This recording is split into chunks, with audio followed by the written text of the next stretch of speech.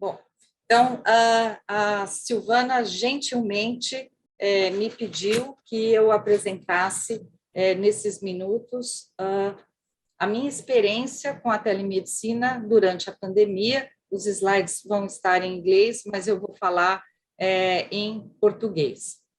Então, a primeira coisa que é importante eu comentar é que eu não tinha nenhuma experiência em telemedicina, né?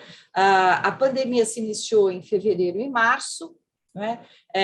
Eu aqui ficava no laboratório e comecei a fazer muitas reuniões online, webinars, e quando foi em junho, eu tive o primeiro paciente em telemedicina. Eu continuei atendendo no consultório presencial, né? Nós estávamos em 2020 num momento de muita restrição, né, de intervenções não farmacológicas, de distanciamento social, e eu, percebendo essa restrição importante, muitos pacientes, eles inclusive se mudaram temporariamente para as casas no interior, na praia, no campo, e com um distanciamento social importante, momentos que até na cidade de São Paulo nenhum serviço era aberto, esses pacientes tinham também muito receio de qualquer contato e até de sair de casa e até de procurar um serviço de emergência, com receio também de se contaminar. Então, eu tive a minha primeira experiência e, progressivamente, eu passei a ter atendimentos tanto online como presenciais. Então, nos pacientes que eram pacientes não graves, ambulatoriais, né, a ideia era avaliar essa infecção respiratória, provavelmente de etiologia do SARS-CoV-2, orientar o diagnóstico, porque naquele momento também era muito difícil se conseguir fazer um diagnóstico de forma mais rápida. A gente tinha só o PCR e os testes rápidos que estavam começando a chegar eram testes para detecção de anticorpos, então isso dificultava muito o diagnóstico da infecção dos pacientes, o diagnóstico não era disponível como é agora, e, fundamentalmente, como que eu iria avaliar diariamente, monitorar esses pacientes, porque a gente tinha uma doença de elevadíssima gravidade, um potencial de elevada gravidade, então eu tinha que fazer essa vigilância, né, monitorar esses pacientes para que eles, nos primeiros sinais de que pudessem estar desenvolvendo a síndrome respiratória aguda grave, eu pudesse atuar. Alguns pacientes meus foram internados e, além da visita presencial, então, no hospital, eu fazia também um suporte à distância, que também foi uma experiência nova, porque, normalmente, a gente passa visita nos pacientes no hospital, conversa com os familiares que estão no quarto e aguarda a evolução do paciente dia a dia. Na Covid, esses pacientes ficavam totalmente isolados, não podiam ter acompanhante no quarto. Houve momentos que a gente tinha um grande número de pacientes internados, e esses pacientes ficavam extremamente solitários, sem saber como que podia ser o futuro deles, né, numa doença grave.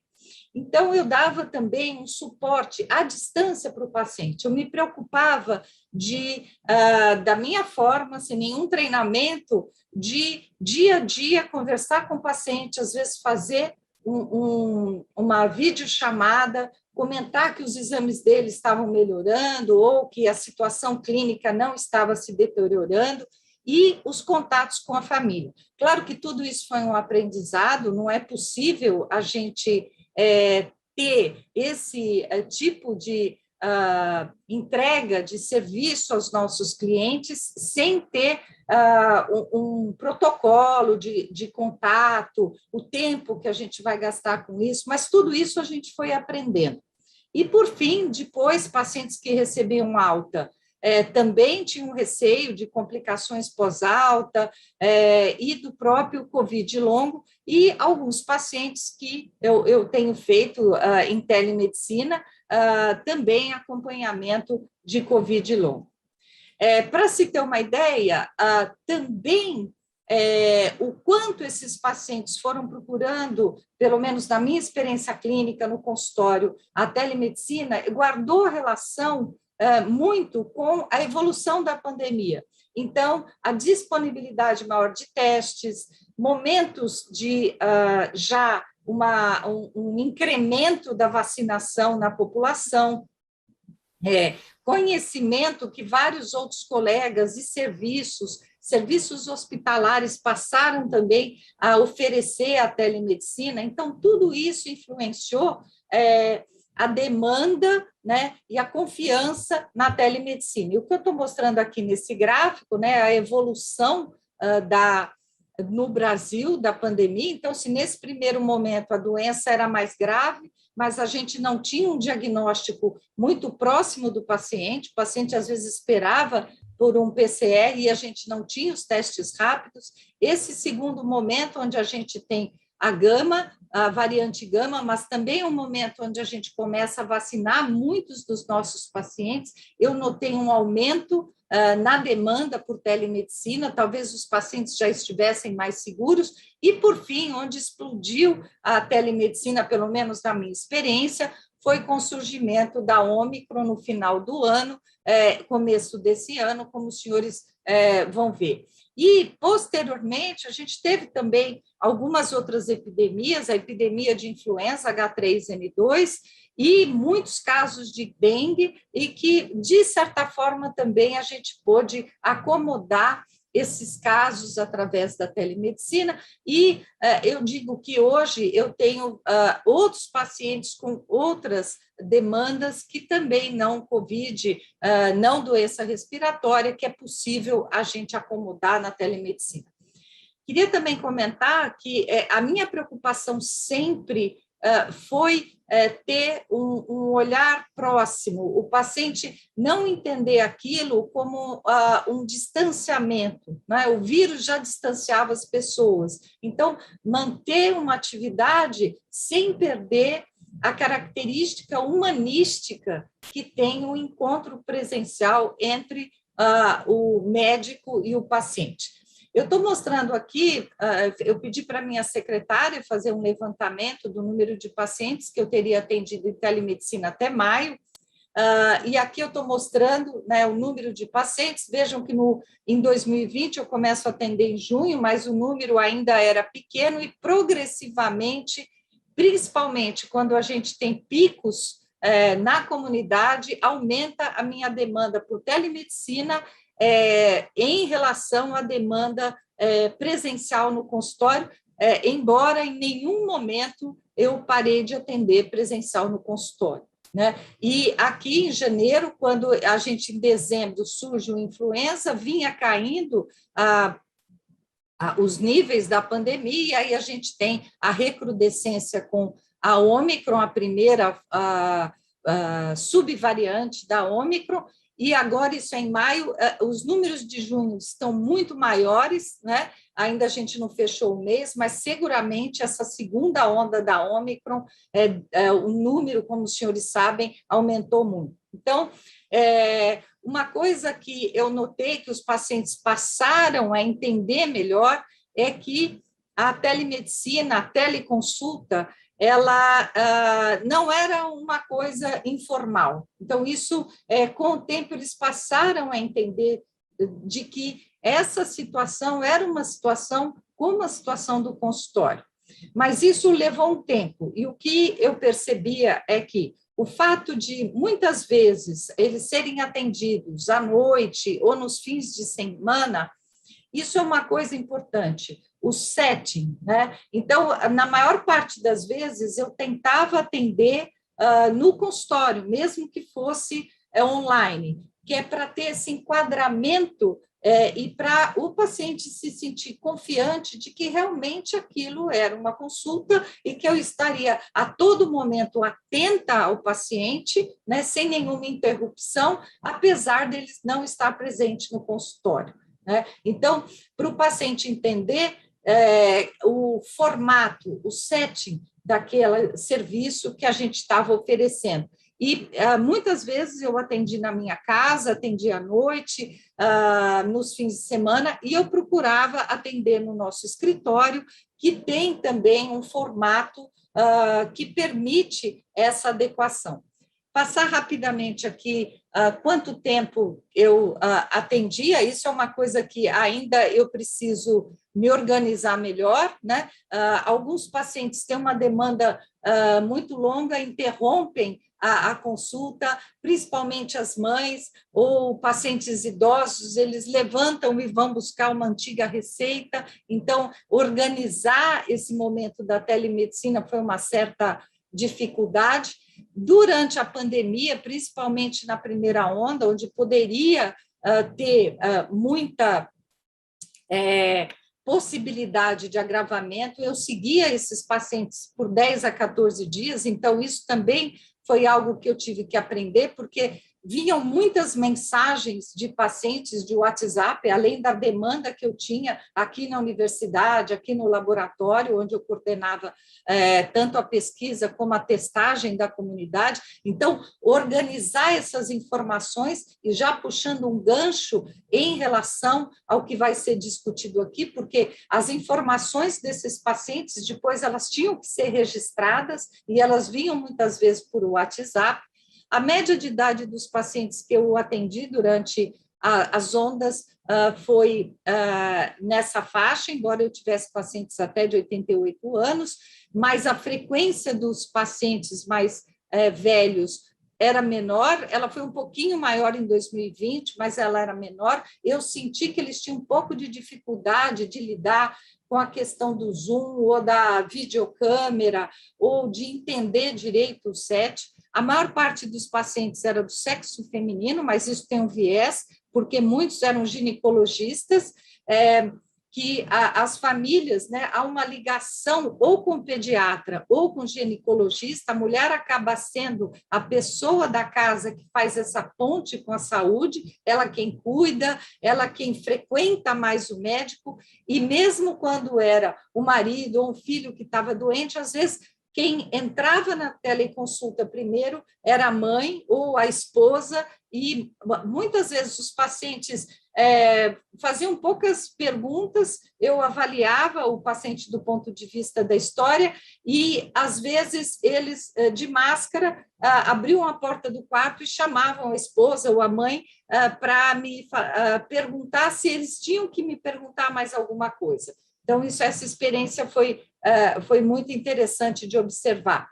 Algo que facilitou, né, e que aumenta, além da demanda da Omicron, o que facilitou foi, a partir de março, a possibilidade do self-test, né, do autoteste. Os pacientes já vacinados, mais tranquilos com a gravidade, passaram a ter o autoteste disponível, e aqui eu trouxe os números. Na primeira onda da Omicron ainda não tinha o autoteste, mas já tinha o teste rápido nas farmácias. E vejam, numa semana de janeiro, nessa semana aqui de janeiro, a Associação Brasileira das Farmácias, que congrega 26 redes, mais de 8.300 farmácias no país, nesta semana, nas grandes capitais, foi feito este número, quase 750 mil testes de antígeno, foi um recorde em toda a pandemia. 43% foi positivo, 38 vezes mais positivo do que houve nos meses anteriores, e eu acredito que agora, com o autoteste, mais os testes de farmácia, esses números devem ser mais explosivos. Por outro lado, os pacientes também pedem a teleconsulta, porque estes testes têm uma chance de falhar, eu não vou me estender nisso, né? Alguns locais fazem até promoção de você pagar um e levar dois, e eu costumo brincar, provavelmente porque o primeiro vai falhar e você vai ter que fazer outro no dia seguinte. Mas isso facilitou o diagnóstico. Claro que o WhatsApp, como eu digo, facilitou demais o acompanhamento desses pacientes online, mas eu digo que é uma faca de dois gumes, né? Os pacientes demandam o dia inteiro, né? Eles não entendem, muitas vezes, o que é o set da consulta e o que é o retorno e o quanto eles podem mandar mensagens, e a gente também fica numa angústia de responder. Facilita, porque eles mandam o diagnóstico, eles te mandam os sinais vitais. Aqui eu coloquei uma série de vantagens do que eu já comentei, né? Então, a possibilidade de ficar em casa, de ter uma comunicação em real time, né? Eles não têm que ligar para a secretária para deixar um recado, para a gente responder à noite, né? A possibilidade de ver o médico na videochamada, né? E a percepção de que eles têm sempre alguém o tempo todo cuidando. Essa sensação, os pacientes, alguns deles até comentaram, né? Que eles se sentem melhor atendidos com a possibilidade desse contato no WhatsApp, porque eles estão sentindo que estão sendo monitorados o tempo todo. E para nós, a possibilidade desse follow-up, né, de ver as mensagens, ainda que a gente não fale com o paciente o tempo todo, na teleconsulta, na videoconsulta, a boa parte dos pacientes tendem a ter, às vezes, informações mais objetivas, né? É claro que, para a gente, eu que atendi muitos pacientes e ainda estava nativa aqui na universidade, no laboratório, a preocupação com controle de infecção no consultório, eu pude reservar o atendimento no consultório para os não Covid ou para aqueles Covid que já não estavam em fase de transmissão, e isso foi importante, e a possibilidade de continuar atendendo mesmo em fim de semana, em outros locais. Mas tem as desvantagens, né? A gente precisa atender esses pacientes, mas os pacientes, nós temos que ter um limite, né? E a facilidade deles mandarem os exames para nós, os exames iam saindo, eles ficavam muito angustiados, então, a cada momento, às vezes, eles mandavam um exame, depois outro exame, e você, se você não se policiar, você fica olhando o WhatsApp toda hora, e isso também envolve uma questão dos dados, dos resultados de exame, organizar esses dados, né, organizar eletronicamente, porque você está atendendo uma série de pacientes, são sintomas, são resultados, e você tem que colocar isso num prontuário. Os pacientes que não entendem, muitas vezes, os limites, né? Muitas chamadas, essa paciente aqui, por exemplo, que mandou os testes da família inteira, e aí mandou uma série de perguntas, e, na verdade, de quem que ela estava perguntando, e a teleconsulta é para o paciente, não é uma teleconsulta para a família, eles têm que entender isso. E aqui eu coloquei algumas coisas da importância que eu tenho, né, desses cursos, que eu acho que tem que haver, e treinar as pessoas de como elas devem organizar o set do telecuidado, né? Então, educar o paciente, né, a estrutura, o timing, o que é possível se prescrever, né? Haviam pacientes que pediam receitas, às vezes, para os familiares, de medicação controlada, de atestados, né? E qual que é o escopo do trabalho que a gente vai oferecer, quantos retornos ele pode ter, isso também foi uma dificuldade, né? No presencial, a gente tem um retorno, e como é esse retorno na teleconsulta, né? Entender um protocolo nesse sentido. Os riscos, a gente tem que deixar claro para o paciente que, em determinado momento, e eu mandei vários pacientes ao pronto-socorro, principalmente na primeira onda, onde esses pacientes tinham que fazer uma tomografia ou precisariam ser imediatamente avaliados, eu não poderia vê-los no consultório. A questão da documentação, da privacidade, da segurança, tanto dos dados do paciente quanto dos nossos dados. Eu me surpreendi com, muitas vezes, o WhatsApp de pessoas que falaram: consegui seu celular com um amigo, consegui seu celular no trabalho, alguém me disse que você atende online, quanto é a sua consulta, como fazemos isso? Então, isso também nos preocupa, né? Lembrar que para várias doenças é obrigatória a notificação, então você tem que ter aí um entendimento de como vai fluir esses dados para poder notificar, e a questão do pagamento, né?